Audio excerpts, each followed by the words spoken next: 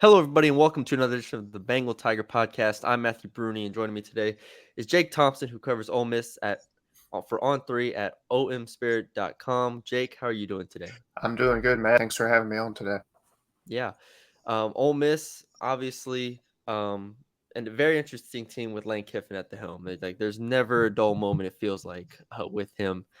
Coming off an 8-5 season. Obviously, the 7-0 start is where they grabbed the country's attention. It was Ole Miss was how good is this team? The back end didn't go as planned for them, but just how would you summarize what last year was, both good and bad? I think it was a season where the expectations kind of were there, but then people were accepting of, all right, it's a front loaded, easy schedule. And then that back half is just nobody should ever want to have those last 7 games that Ole Miss had last year. And, they kind of accepted that, all right, it's going to be a fun couple months of the season, and then the back half's going to be what it was. Then when it got here, I think everybody was still just frustrated and mad, and it was like, I think they bought into that 7-0 start and felt good. The top 15, top 10 rankings, and they thought Kiffin had everything on track. Quinshon Judkins was just breaking out. Dart looked to be finding himself. The offense was lighting up the scoreboard. But then you got those better SEC offenses, and I think that exposed the Ole Miss defense and just kind of snowballed from there. And just kind of a downer of an exclamation point, or even if you would put it that in that Texas Bowl performance against Texas Tech. I think everybody was just ready to kind of put the hay in the barn and let's move on to 2023. Yeah, because you come off a 10-win season in 2021 and the 7-0 start, and an 8-5 season for Kiffin in year 3 isn't bad. It's something you can build on. Some positive performances in the season, even with the win over Kentucky, I still consider as a pretty big moment for Kiffin and them. But I think you mentioned it, Quinshon Judkins. His emergence last year was really what everybody talked about in the country, and this offense being so run heavy was I don't know if it was unique for Lane Kiffin, but it was something that really was interesting to watch. Just what did you make of Judkins emerging like that? I think everybody was kind of focused on Zach Evans coming in. Mhm. The transfer portal guy, experienced Division I guy. You kind of thought you knew what you had in him, and Judkins, really nobody knew much yet because he just kind of burst onto the scene. Obviously, it's been talked about it now. I see him Kiffin off by himself at the game, recruiting him in that state championship game. Nobody else really kind of were honed in on him, but Kiffin kind of did full court press, and they got him over here. And, it ended up proving to be a very smart move because Zach Evans was a hit and miss, up and down. Yeah. Injury played a little bit, missed one game. And then Judkins kind of became the bell cow. Becoming the bell cow as a freshman in the SEC, you're thinking, oh, it's a Georgia running back or an LSU running back or Alabama back. Oh, it was an Ole Miss running back doing stuff Mhm. that people hadn't really seen a young Ole Miss running back do for a long, long time. And, it kind of equated to that high school comparison of, you got those kid who comes in maybe as a junior or sophomore and nobody has tape on, and he Mhm. just breaks through and just has that year. Now the question is, people got tape on Quinshon. People kind of know, all right, got to know where number 4 is at all times. How does he adjust to that this year, knowing all eyes are on him and all the defensive coordinators kind of know about him? That's the thing I'm most excited about seeing is how he adjusts and grows, because the hype is still there. The expectations are still there. It's kind of a long shot at the moment. And Ole Miss as a team would have to kind of do its part, but people in Vegas are kind of kicking the tires on Judkins' Heisman odds. I know it's Mhm. end of June, July, and there's 12 games to be played, but that just kind of shows you where the nation has valued Judkins entering from his freshman to his sophomore year. Yeah. Well, without Evans, it's interesting to see how many carries he will get this year. Obviously he got a ton last year, but it would be interesting to see just in terms of his national recognition continuing to grow.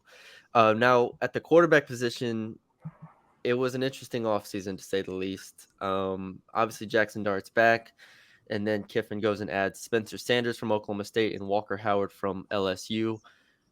It's now a super competitive room, a super talented room. Just what do you make of the additions, the quarterback battle, or just how everything is looking right now? We all felt Dart's kind of team. He got the keys to the car, especially when we knew it was kind of that unspoken thing of Luke Altmaier. He's going to enter the portal, but when's he going to do it?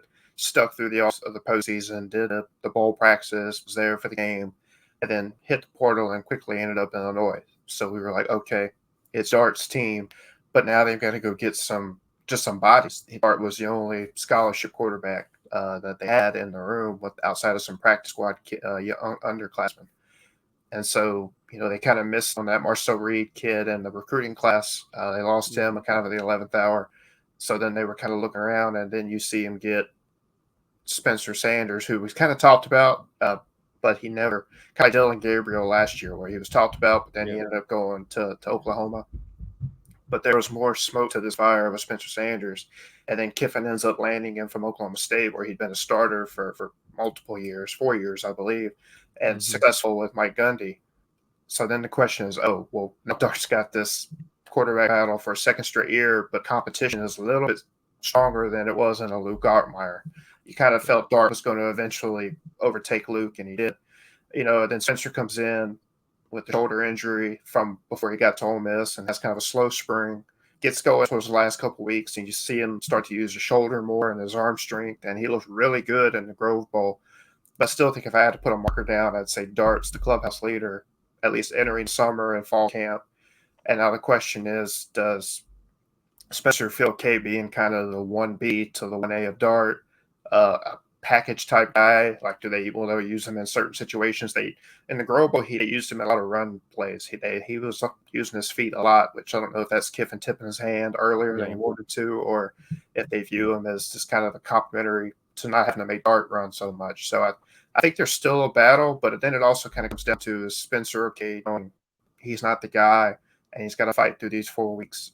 And then I'd say even into September before the Alabama game, those first 3 non-conference games may be another audition of sorts that Kiffin did with Dart and Altmaier last year. Yeah, I think you kind of mentioned as well as they ran Dart so much last year that it is nice to have Sanders as a change up option, even though he can run the ball too. He can run a lot of stuff. You don't have to have different offense when Sanders comes in. I think that's a positive. For the transfer portal haul with this offense, I specifically am interested by the receivers that they added. Zachary Franklin from UTSA. I graduated from North Texas. I watched a lot of North Texas, so Conference USA. I watched a lot of UTSA beat up on North Texas with Zachary Franklin, and he is an awesome player. Trey Harris from La Tech. Also, Conference USA there, and then Chris Marshall from Texas A&M, who's kind of the wild card between those three. How essential was it to add those 3 receivers, and just what are your expectations for them and the pass game as a whole? I think the passing game right now, it's going to be kind of a by committee. Last year you had Mingo and Heath kind of, as you knew, your top 2 guys, and everybody else kind of helped get them open and make their own plays. And this year you got Jordan Watkins as kind of the lone returning experienced guy with the most production from last year, followed by Dayton Wade, who was a walk-on. I believe he's kind of earned himself a scholarship now this year, so he's on scholarship. Then after that, you've got Jalen Knox, J.J. Henry, who were from last year but didn't play much. Knox was injured. Henry just didn't get a lot of touches. And then you bring in Trey Harris, Walton, and a few other guys to kind of help just make that more of a complete body of work. I don't think you're going to have a massive star maker, playmaker guy unless somebody jumps out of the room early, and that becomes their guy. I know they really wanted Coleman. They lost him. That was one they really wanted, and they went. Everyone wanted Coleman. Yeah. He was a hot commodity. They lost out on him, so they had to kind of go find a guy. And so they hit up Sakari, and I think that's a good fit. I'm looking forward to seeing him. Obviously, these summer transfer guys or late spring transfer guys we didn't get to see yet in spring practice. So there's a lot of question marks in how is the passing game as a whole going to look getting everybody here. Watkins was kind of in and out in spring, just kind of getting fully healthy, 100%. They knew what he had, so they didn't use him too much, work him too much in the spring. And so he just kind of took it easy, so to speak. So the passing game, I think, is key because you got to have that to kind of blow off the top, make people back up, so you can have Quinshon in the run game do what it needs to do. So I think the there's a lot of pressure on the passing game this year, more so, and it's just the unpredictability and the unknowns of it. Yeah. I will say I think it'll be interesting to see Zachary Franklin at this level because he was so dynamic at UTSA. So it'll be interesting for him. I just did an Auburn show where it was talking about Jairus Shorter, transferred from North Texas, who was similar vein of explosive transferring up.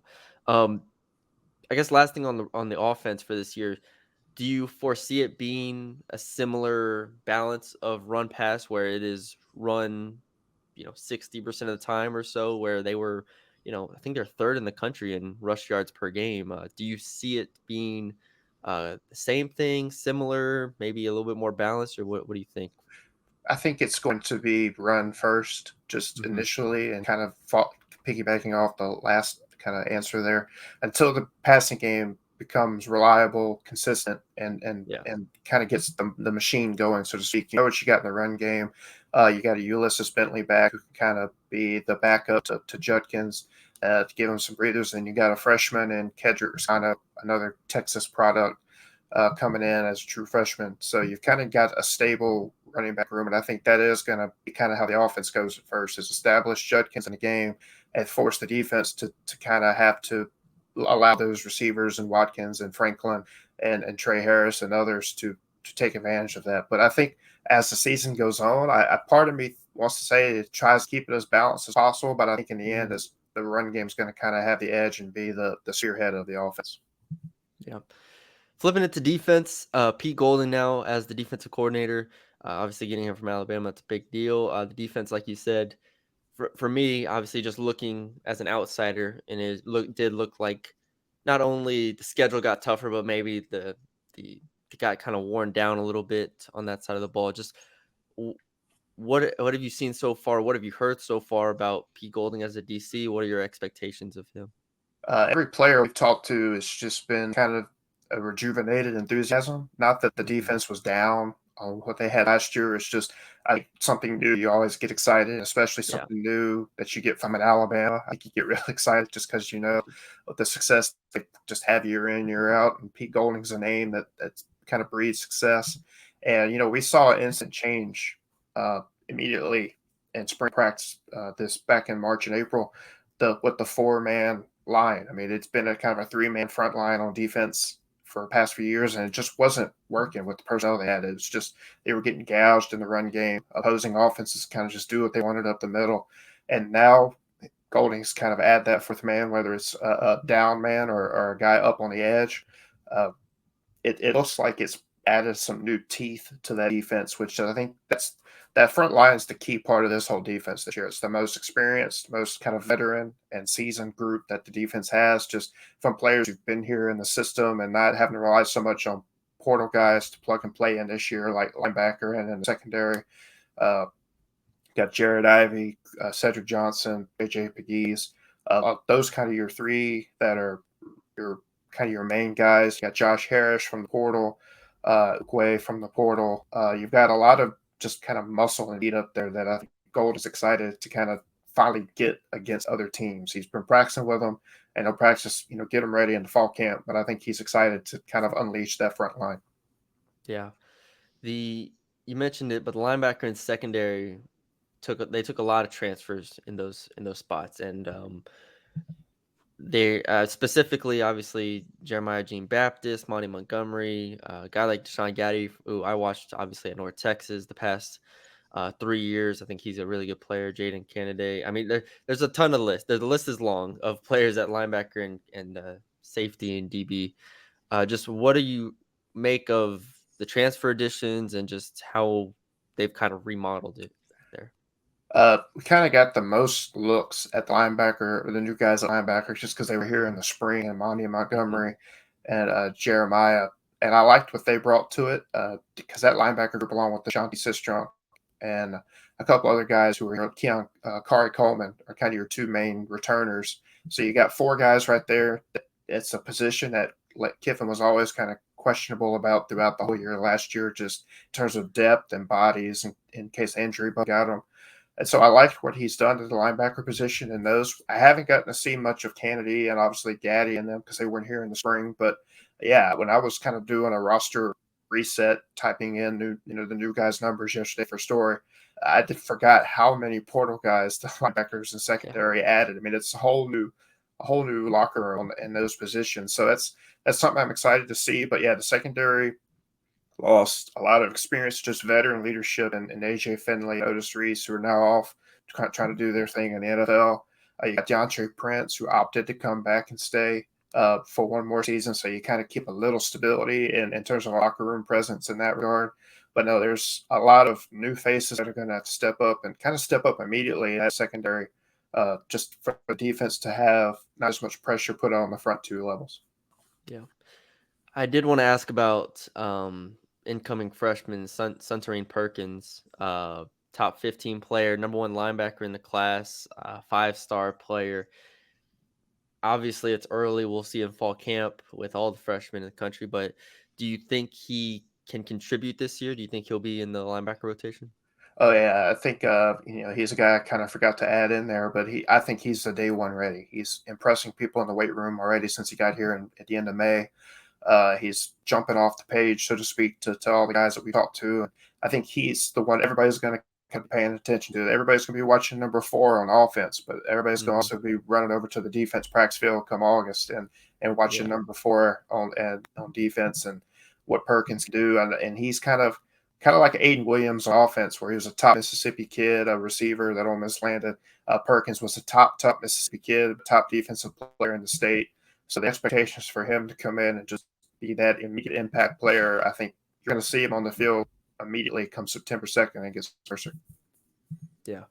Those two are really exciting additions for them at linebacker and receiver this year. I have. Is there an X factor position unit, I should say, where it's like, all right, they're gonna need this position unit to, either live up to expectations or maybe surpass expectations, or in order to get to where they want to go as a team, whether that is, 9, 10 wins, however far it is. Is there a position unit that's maybe a question mark that they're gonna need to come through? I think that's the tight end position. Mhm. That's the X factor. It's been the X factor for me, and I think it is just for everybody else. Michael Trigg came in with Dart, last Mhm. year. Just had that one big game, 3 touchdowns against Central Arkansas, and then that was it. He just didn't really ever become that impact player or game changer player. We got hurt midway through the SEC play in Vanderbilt game. That kind of hindered him the rest of the way. But I think bringing in Caden Prescorn from Memphis. He was the Tigers' second best catcher last year. Kind of maybe gets Jake's attention a little bit and says, "All right, I got to buckle down. I got to take those steps and kind of keep my head in the game and make that move forward." But I think that makes the tight end position stronger, better. You've got a guy who can Prescore who's big enough to kind of handle the blocking scheme, so to speak, for the run plays. Trick struggled in blocking, so now you can Mhm. maybe use him as more a slot kind of receiver type tight end in that regard. So I think that's the X factor for especially how the offense goes is what can Dart or whoever quarterback do with the tight ends get out there. Because I expect Trig and Prescoring to be on field at the same time a lot of the time, just because of they can complement each other and they also bring two different styles of play. Yeah. Now, last thing is, we look ahead at the 2023 season.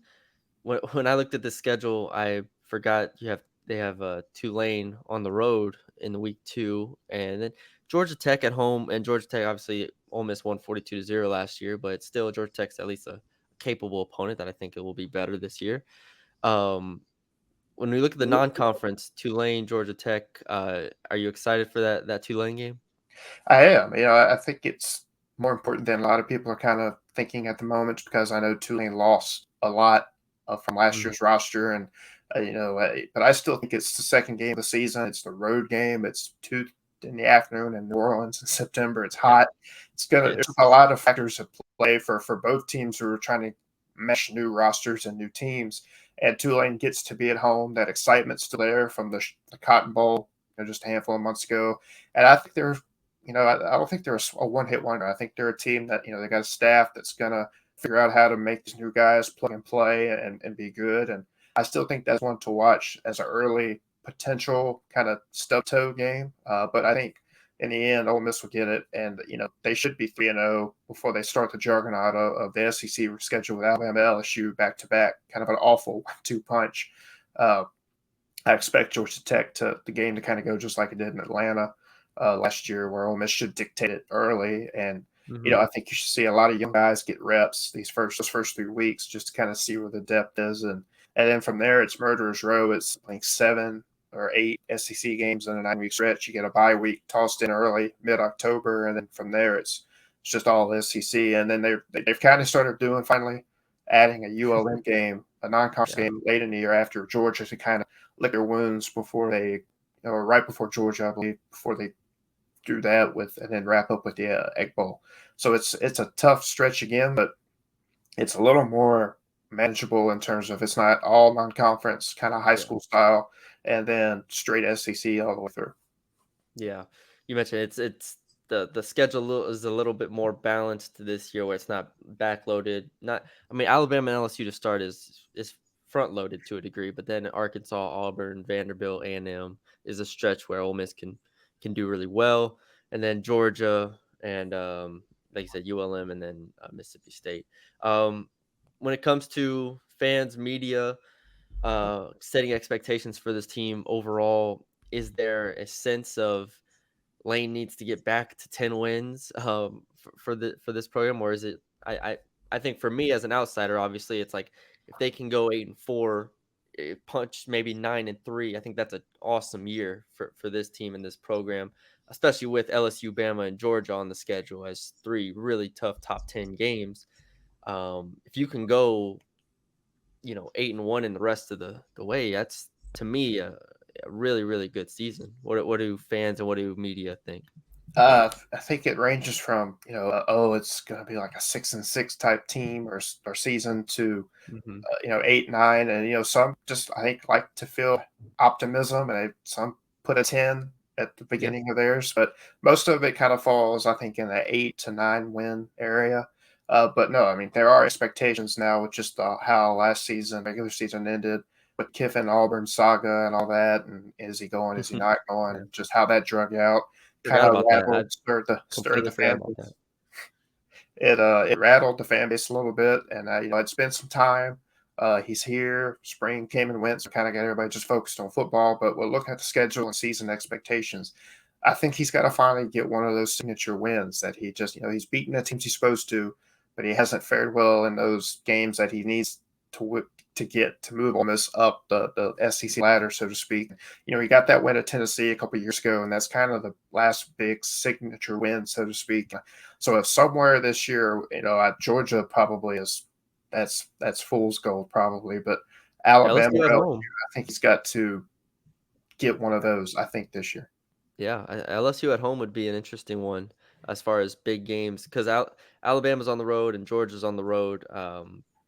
Yeah, those will be tough. I think you look at LSU at home, A&M. Obviously, who knows how good A&M will be this year, but A&M at home, Arkansas at home. Those are games where if you can take two out of those three, I think that you're looking at a positive year. It's just such an interesting team with all the transfers. Obviously, Golding at DC. I'm just not sure exactly what to make of them, but I don't follow the team every day, so that's why it's a fascinating team for me. Yeah, no, this is it. He's Kiffin's made this kind of a must-watch TV, so to speak, with the team, and with the portal and all the kind of his Yeah, personality and recruiting tactics and style, and getting big name assistant coaches in, and Golding now has kind of brought the attention back. So it's going to be interesting to see kind of everything and how what everybody else's questions are for Kiffin for this season. When we get to Nashville in July for media days. So that always kind of makes me go, oh, this is what everybody else is kind of thinking of this team as well. But for us who see it every day, it's never a dull moment covering this beat. yeah, for sure. But all right, Jake, thank you for joining me. This was a lot of fun. I feel like this gave LSU fans really good insight on Ole Miss, who's obviously one of the longtime rivals. But yeah, thank you for joining me. Appreciate it, Matt. Look forward to seeing you.